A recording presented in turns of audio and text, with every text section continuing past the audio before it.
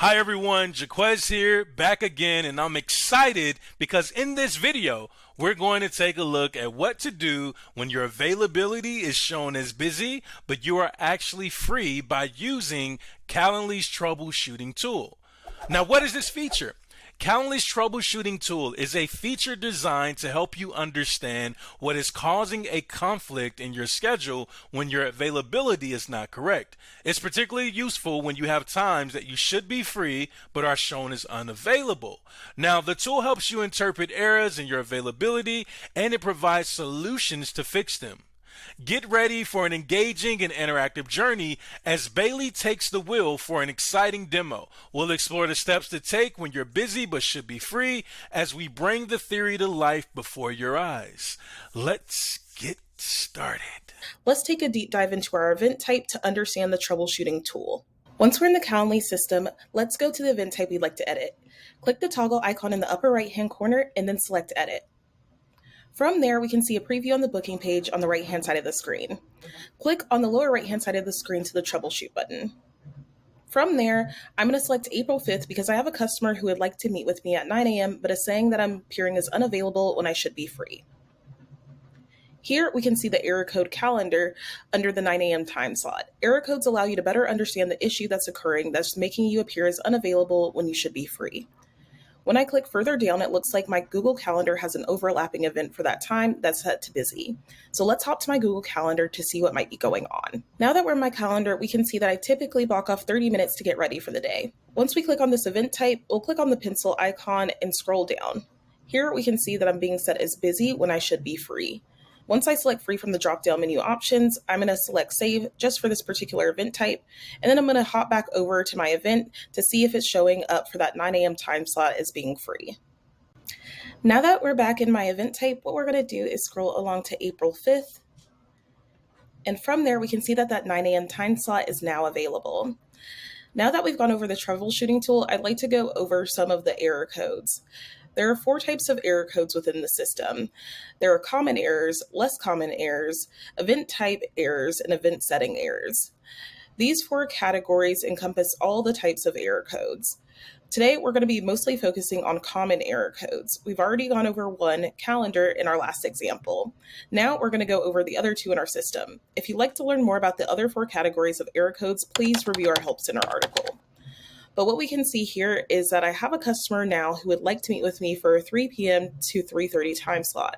So when I scroll down, I can see that I'm set as unavailable because of the error code event.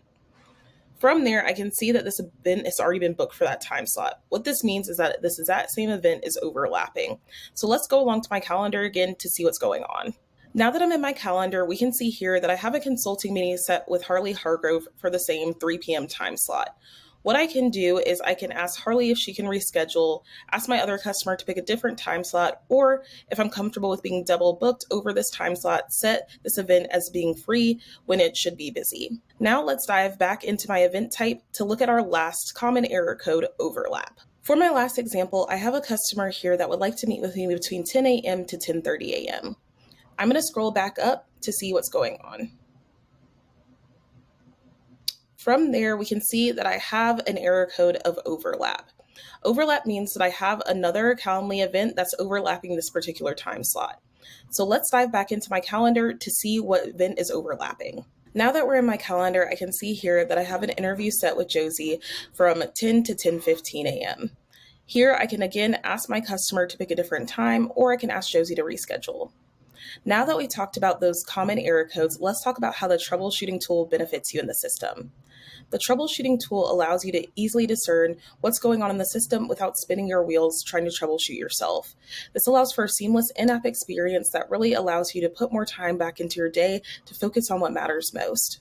Now that we've gone over the troubleshooting tool and error codes, let's go over the tips and tricks in the system that are going to allow you to better understand and operate in the most optional fashion. To understand availability, we really need to understand how Calendly tracks availability. Calendly can track availability through schedules. Schedules, or our default working hours, allow us to be able to understand when you're free versus busy by understanding your weekly schedule. Here, if we go into availability on the left-hand side of the screen, we can go to our schedules. For example, if you have a schedule set up from 9 to 5 p.m., we know within Calendly not to set you before the hours of 9 a.m. or after the hour of 5 p.m.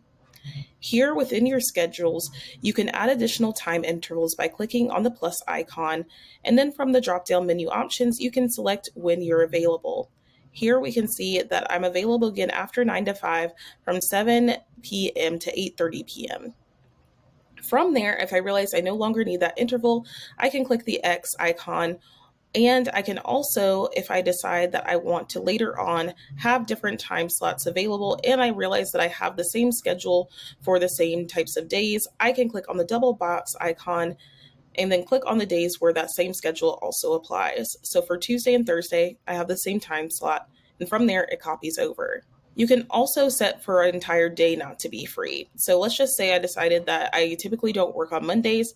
I can toggle off of that. And then from there, I am not set to be available within all or some of my event types for that particular day. Here we can see that my schedule applies to 119 of my events within the system, specifically for my time zone. Once I'm done with that, what I can do is I can also block off date-specific days.